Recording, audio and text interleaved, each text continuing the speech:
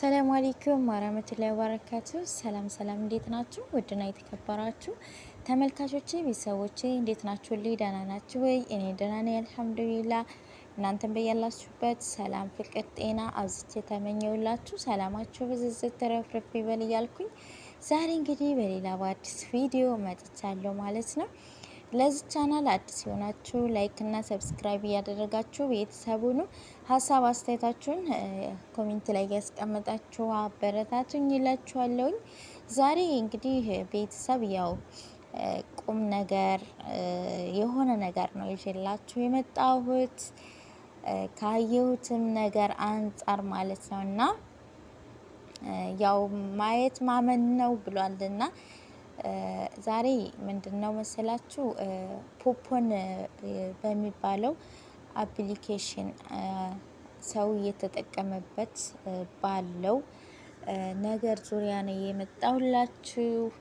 እሱም እንግዲህ ምን መሰላችሁ ዋናው እናንተ ጊዜ ኔት ካላችሁ ባሉባልታ የሰውን ቪዲዮ ስክሮን እያደረጋችሁ ጊዜያችሁን ከመታባክኑ ለምን ቅመሞችዬ ሁልጊዜ መቼም ያው የመዳም ቤት ስራ ሁልጊዜ አንድ አይነት ጧት አንስተን አንድ አይነት ስራ ይሰለቻል፣ ይመራል። እስከ መቼ እኛ ቅመሞች በመዳም ቤት እስከ መቼ ታዛዥ ነን? መቼ ነው የኛ የምንለው ነገር ኑሮን በቤታችን እፎይ ብለን የምንኖረው? መቼ ነው? ስለዚህ እኛ ጊዜ ካለንና ኔት ካለን ለምን ይሄን ነገር አብረን ከጓደኞቻችን ጋር ማለቴ አሁን እኔ ይሄንን ፖፖን የሆነች ልጅ የዛሬ አመት ነበር የላከችልኝና ያው ታውቃላችሁ የኛ ሰው የተለያየ ሀሳብ ነው የሚሰጠውና የተለያየ ሀሳብ ሲሰጡበት ስሰማ ይህ ነገር ከሃይማኖት ጋር የሚገናኝማ ከሆነ አልገባም ብዬ ተውኩት ማለት ነው። ማለት ግቢ ምናምን ብላ ልካልኝ ማለት ነው። እኔ ግን እሺ ብያት ለልጅቷ ግን አልከፈትኩትም፣ ዳውንሎድ አላደረኩትም፣ ተውኩት ማለት ነው። እና በባለፈው ደግሞ የሆነች ልጅ እንደዚሁ ላከችልኝ ማለት ነው። ስትልክልኝ እሺ አልኳት እሷንም ማለት ነው።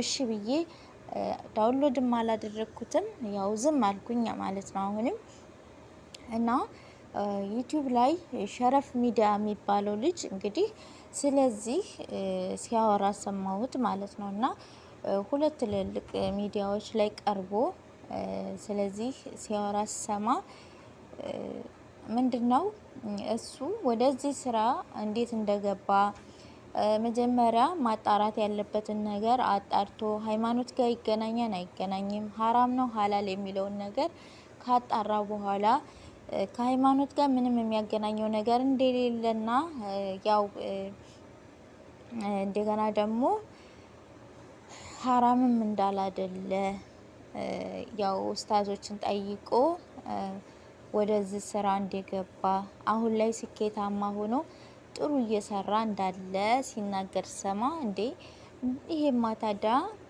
ለምን ከሃይማኖት ጋር የሚያገናኘው ነገር ከሌለ ለምን አልሰራም ብዬ እኔም እስቲ ልሞክረው ብዬ ነበር የገባሁት። ስገባ ግን የምር ነው የምላችሁ ውጡ አይላችሁም ማለት ነው። እዛ ጋር ሙስሊሞች ክርስቲያኖች አንድ ላይ በፍቅር በጀማአ ነው የሚሰሩት። በጣም ደስ የሚል ነው። ከእናንተ ከኪሳችሁ የምታወጡት ወጪ የለም። እኔ እንጃ እኔ የምር በጣም ደስ የሚል ስራ ነው ማለት ነው። እናንተ ጊዜና ኔት ካላችሁ ቅመሞችዬ ማለት ነው ከዚህ በታች ካለው ማለት ሁለተኛው ቪዲዮ ላይ ቁጥሬ አለ፣ ስልክ ቁጥሬ ማለት ነው። ቴሌግራም፣ ዋትስአፕ አናግሩኝ ማለት ነው። አብረን እንስራ። ሁልጊዜ መዳም ቤት ሁልጊዜ አንድ አይነት ስራ ይሰለቻል፣ ይመራል። ያው ማርም ሲበዛ ይመራል እንደሚባለው ማለት ነው። አላህ ደግሞ እውነት ይህን ሰርታችሁ ይለፍላችሁ ካለነ ለምን ጎን በጎን ባለን ጊዜ አብቃቅተን የሰውን ቪዲዮ ያው መቼም ስክሮን እያደረግን ማየታችን አይቀርም።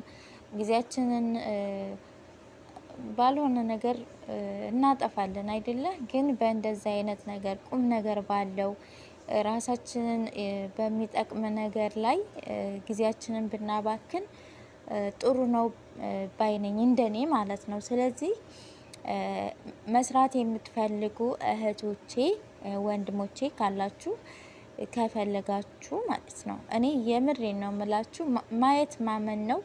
እኔ ገብቼ ሁሉን ነገር አይቼ በጣም ደስተኛ ሁኔ እየሰራው ነው ማለት ነው። እናንተም መስራት ከፈለጋችሁ ኔትና ጊዜ ነው የሚፈልገው። ጊዜም ደግሞ ያው ብዙም አይደለም። ስለዚህ ዋትሳፕ እና ቴሌግራም አለኝ፣ ልታናግሩ ትችላላችሁ። ያለውን ነገር ደግሞ ቪዲዮ እንዴት እንደሚከፈት እንዴት ተደርጎ እንደሚሰራ የሚያስረዱም ሰዎች አሉ ከኔ በላይ የሚያውቁ የተማሩ። በተረፈም እኔም ደግሞ የቻልኩትን አሳያችኋለሁ ማለት ነው።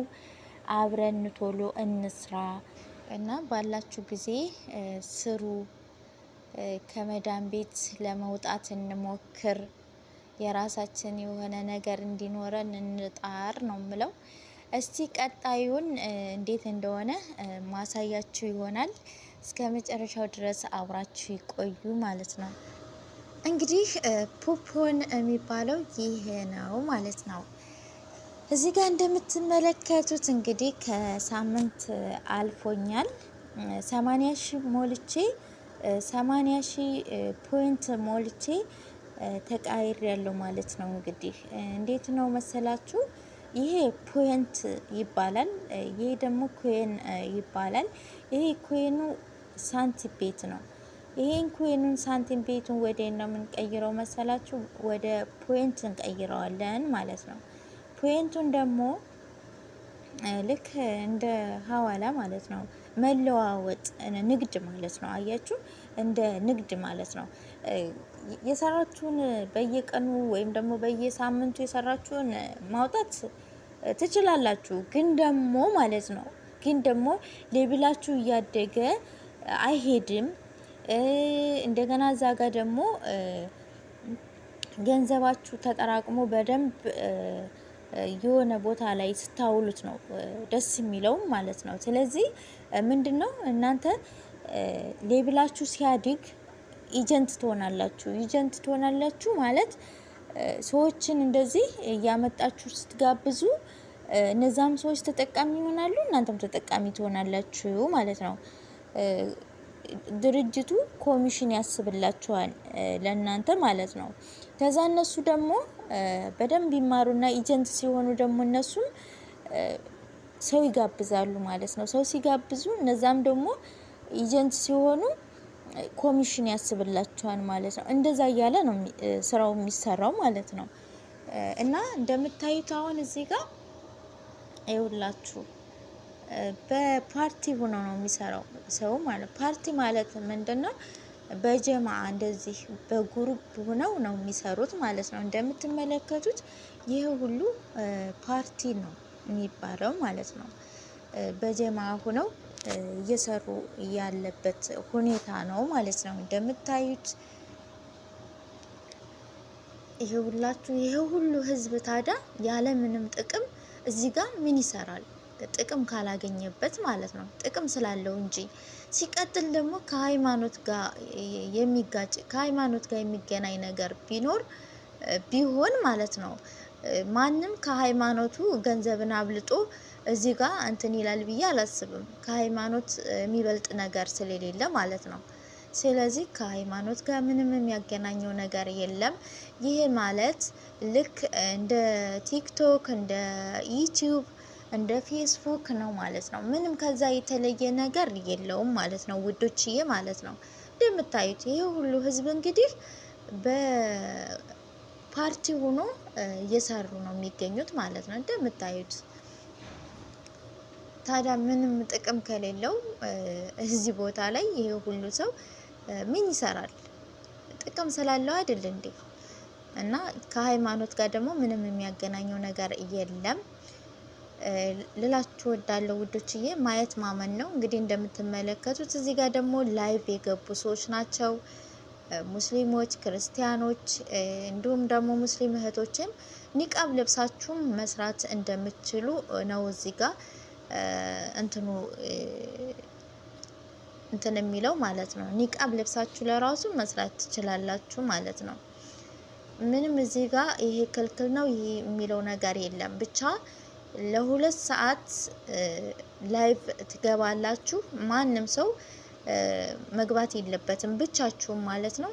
ማብሪያት ጥርት አድርጋችሁ ማለት ነው። ካሜራችሁን አጥርታችሁ ማለት ነው።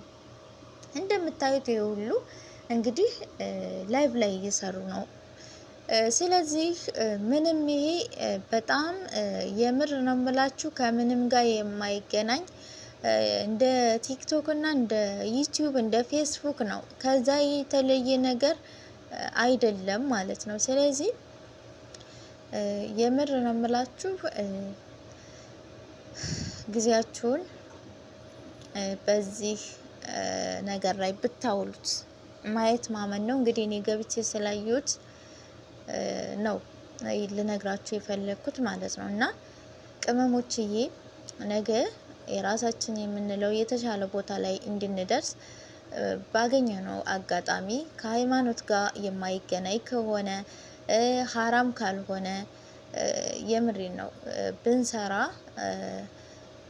ተጠቃሚ እንሆናለን። የምንጎዳው ነገር አይኖርም ማለት ነው። እዚህ ጋር ግን ትዕግስት ይፈልጋል። በትዕግስት በቃ መስራት ነው እና ጠንክሮ ለሰራ ለበረታ ሰው ጥሩ ነው ማለት ነው። ስለዚህ መግባት የምትፈልጉ እህት ወንድሞቼ ሁለተኛው ቪዲዮ ላይ ቁጥር ያለ ዋትስአፕ እና ቴሌግራም ልታናግሩ ትችላላችሁ። እኔም የማቀውን አንድ ባንድ የማቀውን አሳያችኋለሁ። እንዲሁም ደግሞ ከኔም በላይ የተማሩ ሁሉን ነገር የሚያውቁም ስላሉ እነሱ ደግሞ በተረፈ ያለውን ነገር ያስረዷቸዋል፣ ያስተምሯቸዋል። ማታውቁትን እየጠየቃችሁ እነሱ ደግሞ ለማስረዳት ደከመን ሰለቸን የማይሉ በጣም ጎበዞች ጀግናዎች እህት ወንድሞቻችን ናቸው። ስለዚህ ንቶሎ ነው የምለው